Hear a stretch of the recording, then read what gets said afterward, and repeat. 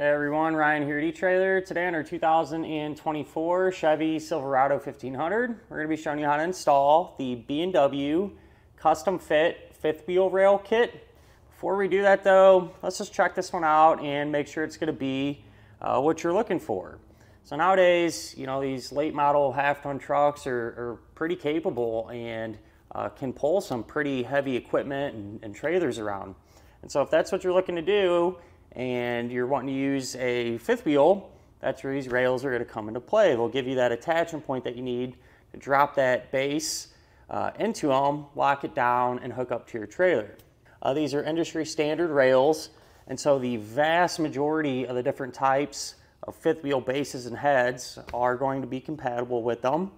And this particular kit is going to work with all the different bed lengths, from short beds to long beds, everything in between. But that's going to kind of bring me to my next point, especially for those of you that have a short bed. When you are going to pick out an actual fifth wheel base and head, I would definitely recommend one that has a sliding type feature. B&W makes a really nice one that can pair up with these.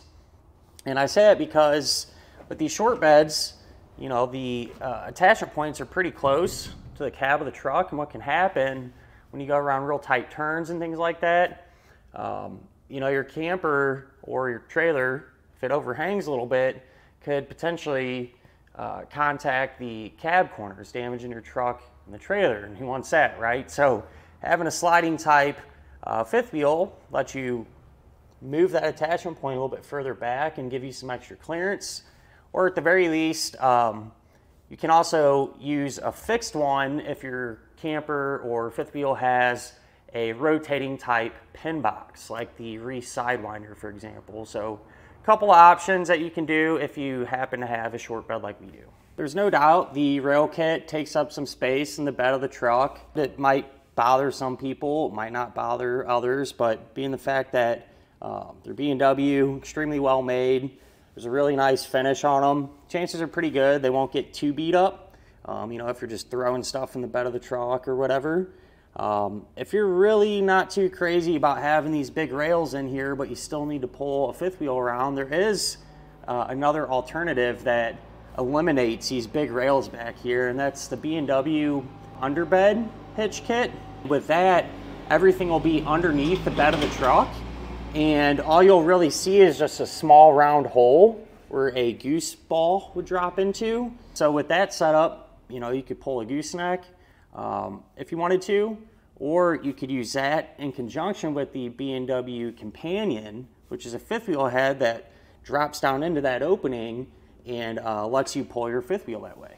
A lot of people do ask about using a suspension enhancement with the rail kit hitch, and how B&W sets up their brackets on the side of the frame. I really don't see a reason why the vast majority of the suspension enhancements wouldn't work in conjunction with your hitch share.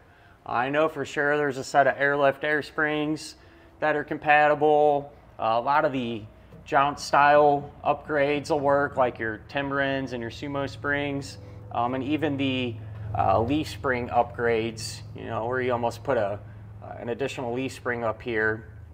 I don't see any reason why the vast majority of them out there shouldn't work with this setup. Being that this is a custom fit kit, the side brackets here that attach to the frame are going to be specifically designed for your truck. So, you know, it gives you a little more confidence knowing you're using a hitch made for the truck and not a universal type one, which also in turn makes everything fit together really well. You know, the side brackets have all the cutouts and everything already made for you to give you the best access to the hardware, clearance, and things like that. Something that I do recommend when pulling a fifth wheel trailer, or even a gooseneck for that matter, is getting in-bed wiring. That takes a 7-way connection. You can mount it up right in here, and we're actually installing this exact kit a little bit later on, but this will be mounted up right here. The other end runs down to the plug on your bumper and just tees right into there. That's just the right way of doing things. You know, that way you can just plug your trailer in right here. You're not gonna have to drape it over your tailgate and and mess with that type of thing. So just thought I'd throw that out there. There's several other fifth wheel rail kits available for this truck, and compared to some of the other ones, you know, they're all going to work and get the job done, but what really separates B&W, and this is from personal experience, is the quality of it. You know, these are really well-made parts. They're well thought out. They're made right here in USA, and you know, that goes a long way when you're going to put everything together and things like that. Whenever it comes to anything heavy-duty towing related, B&W is always my go-to. That's what I like to recommend, because I think they're definitely up there with the best, for sure, whether it be a ball mount, a fifth wheel rail kit, a gooseneck, things like that. You really can't go wrong with any of their stuff. Now, as far as the installation goes, it definitely takes a little bit of time, that's for sure, but it's really not too difficult. There's a couple points where some of the hardware is a little tricky to get to. I'll give you a couple of pointers though, and some things that I do to make that a little bit easier, so hopefully that can speed up the process for you. And if this is something you're not comfortable doing, maybe don't have, you know, the place to do it or the time for that matter, I definitely get it. You can always check out our dealer locator, and hopefully that can help you find a shop that can handle it for you, if that's the route you want to go. But if you're doing it yourself, hang around, we'll go ahead and get started on it now. To begin our installation, we're going to be underneath the back of our truck, and first thing that I like to do is just temporarily lower and remove the spare tire. Gives us a lot more room to work under here. And then I'm also going to remove this heat shield here on the passenger side. The heat shield's going to have 3 13mm head bolts.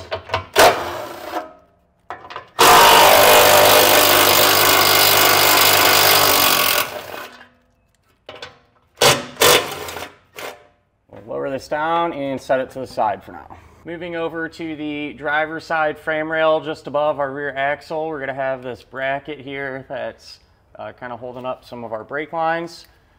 We're going to remove the 2 13mm head bolts.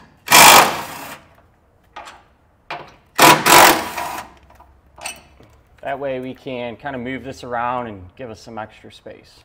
On the passenger side, we're going to have this wiring harness that runs along our frame, and it's just clipped in to the side of it. So I'm just going to take a trim tool. You can use a flathead screwdriver as well. Just kind of release those again to give us some more room. You want to move to your wheel wells now, and if you happen to have wheel well liners, you need to get them removed on the passenger and driver side. Ours didn't come equipped with them, so we don't have to worry about it, but if yours has them, a lot of times there's just some Torx bit fasteners kind of located throughout. Pull all them out, and then you can work the liner out from underneath the truck. You can move up to inside of your truck bed now, and we can figure out the placement for the rear rail. So check your instructions, because the measurements can differ depending on, you know, your bed length, short or long bed. And whenever you measure this, you want to make sure to measure from the end of the actual bed. You don't want to do anything with the tailgate, right? So from there up into this back edge here for the rear rail. And also take into account, you know, if you got a spray-in bed liner, that usually adds a little bit of thickness there.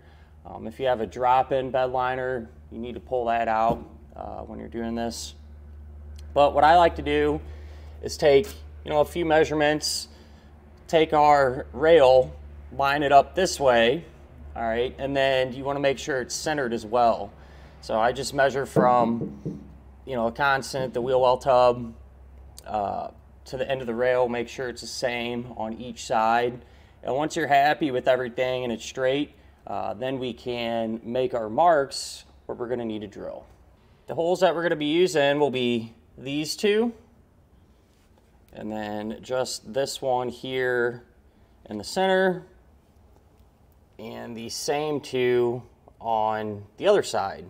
And what I like to do is just take a paint pen or something, mark it, and then come back with a center punch, put that dot right there in the middle where we need to drill. So I got that done already, and we'll move our rail out of the way here and get the holes drilled. I like to start with a small pilot bit, and then kind of work my way up to the final size there.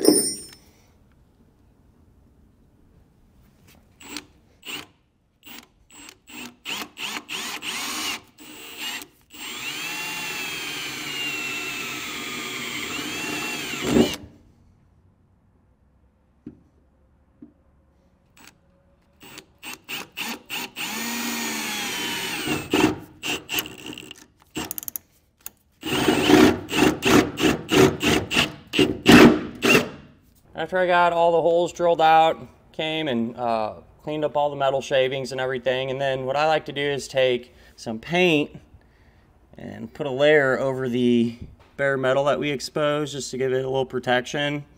I like using these paint sticks, especially with these spray and bed liners, because if you use regular spray paint, even clear, it kind of discolors it and doesn't look as good. So it's totally up to you on how you want to go about this. Moving back to our wheel wells now, we're going to be working on our frame. There's an oval shaped hole in it, pretty much right here in the middle where our tires lined up.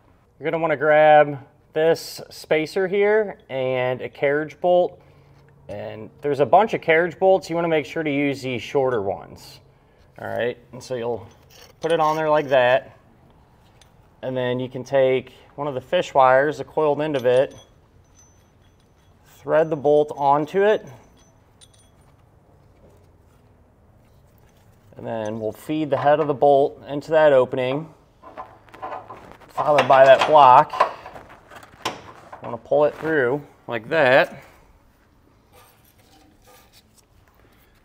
and then there's this spacer, and with it, I'm just going to feed it on the other end of our pull wire here.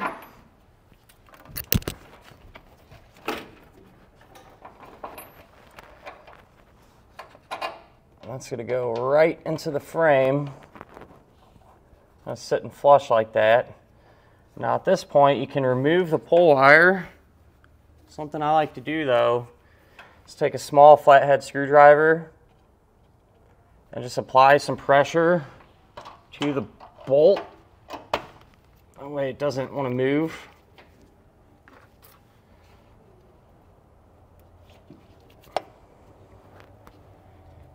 And then you'll take this retainer, and this is going to thread onto the bolt. And do this very lightly, trying to avoid pushing the bolt back into the frame.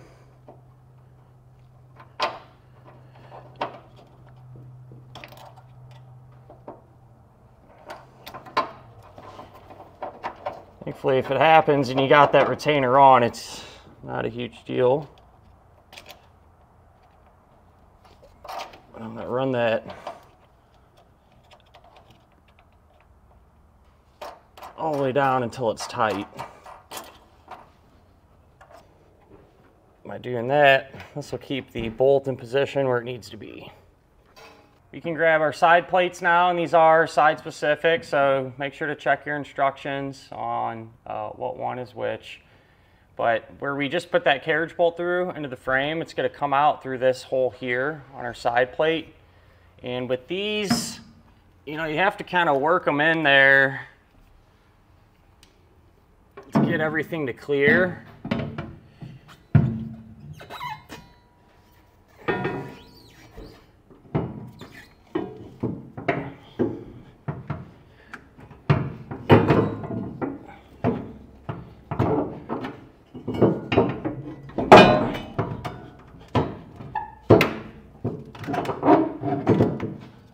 Like that.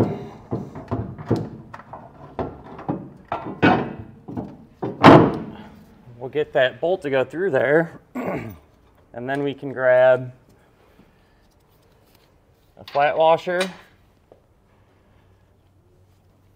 a split lock washer, and a nut. We'll get this hand tight, and from this point on, whatever we do to one side of our truck, we're also going to do to the other side, because it'll be set up the same. Back underneath of our truck, we can take the U-bolts. We're going to have 2 of them per side, and one located towards the back of the truck. And with these, just on our passenger side, make sure you're not going to pinch the wiring. On the driver's side, make sure you don't pinch the brake lines. We'll go ahead and just push those through.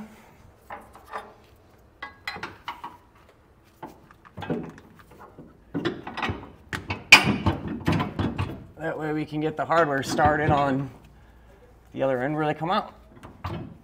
Where our U-bolts come through the other side on all 4 ends, take a split lock washer and a nut, get them all started.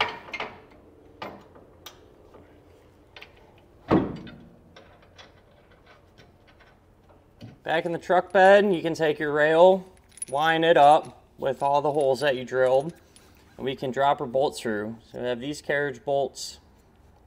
The one in the middle, just drop a bolt right through. For the ones on the sides, where our holes are, we have that corrugation in the truck bed there, and to fill that void, you can use these U-shaped spacers. We'll just kind of slide in like that. We'll take the carriage bolts and drop them through. So I'll do that same thing for the rest of our attachment points there on the end. Back underneath, we can get the rest of the hardware started. We'll just start with with the carriage bolt in the middle that's coming down from our rail inside of the bed. You're going to take a spacer block, a split lock washer, and a nut. And I'm going to tighten it up, I don't know, maybe about halfway. We'll take another one of these.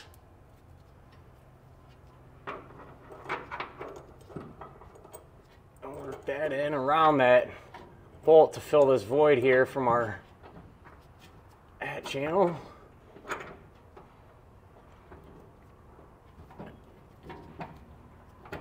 For the 2 bolts on each end, there's one coming through. You don't have to worry about that U-shaped spacer block. You just take this one, put that over, split lock washer, and a hex nut. We can get our front rail position now, and our base that we're going to be using is going to help kind of dictate that. So ideally, you'd want to take your 5th wheel base that you're going to be using, put it into the rear rail, and then you can take your front rail and work that in until it sits down in there flat. And then what I like to do is take our base, push it towards the back, and pull our front rail forward, right? There's just a little bit of play in there, and by doing that, it'll make it easier to get the base in and out once everything gets bolted down. And then you just want to double check everything, make sure that these are same distance on each side, so it's centered and everything like that.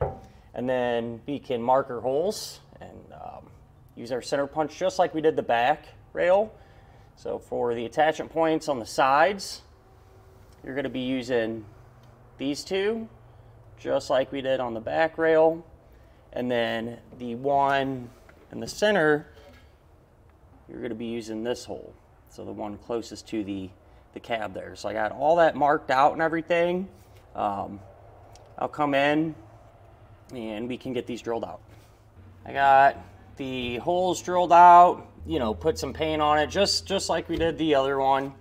And we'll line our rail up, and it's going to be attached the same exact way as the other one. Really with one exception, and that'll be over here on the driver's side. Instead of using a carriage bolt and dropping it down through, we're going to take these regular style bolts, put on a split lock washer,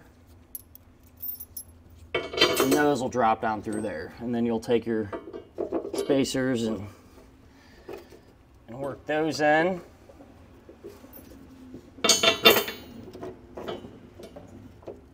These started now. I'll come back to the rest of them and use the hardware, same hardware that we used on the back rail.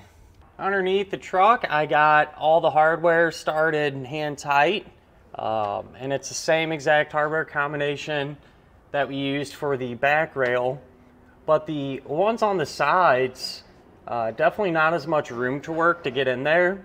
So something that you can do if you're kind of struggling just because the space limitation, if you take the spacer block and the flat washer, or I'm sorry, the spacer block and the lock washer, you can use packing tape to tape them together, and then that makes it a little more manageable trying to get the hardware up over the bolt and get the nut started.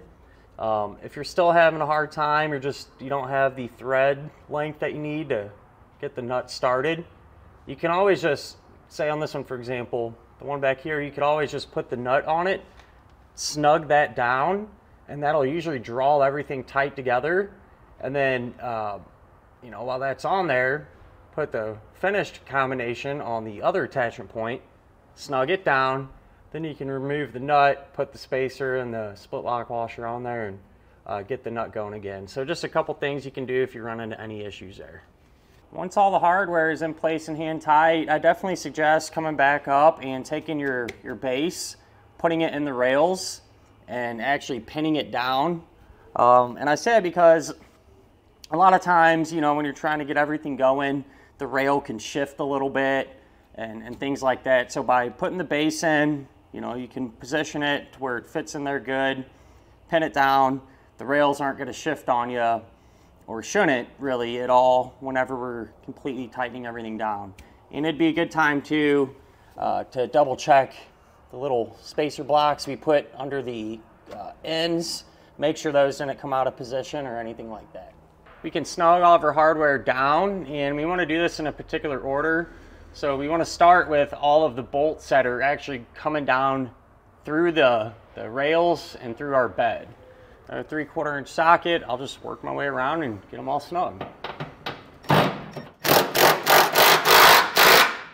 Just a quick pointer too, over here on the passenger side, if you're having a hard time getting to that nut to tighten it down because this shock absorber bolt is in the way, what you can do, take a 21mm socket and loosen that shock bolt up halfway, and that draws it out far enough to allow you to get a normal socket up there and tighten that nut down.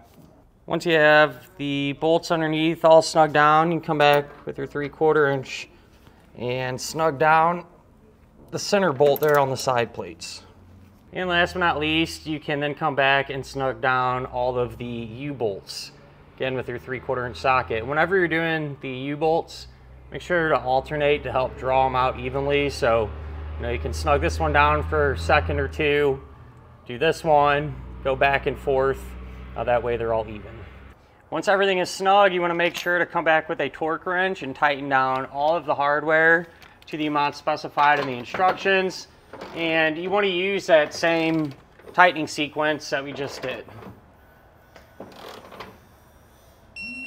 Once you get everything torqued down, I went ahead, reattached our brake line bracket, just put them bolts back in. Same thing with our heat shield. You could put the spare tire back up now, but if you're going to be doing in-bed wiring, I would leave it out of the way until you get that done, because you got a lot more room to work. So that's exactly what I'm going to do. So I'm going to leave that off for the time being. But other than that, we can go up top there in the bed and see the finished product. Upon a quick inspection, I don't see anything out of place. Everything looks good. Our fifth wheel base fits good in the rails. So I think it's safe to say we are in good shape. But with that done, that'll finish up our look at and our installation of the B&W custom fit fifth wheel rail kit on our 2024 Chevrolet Silverado 1500.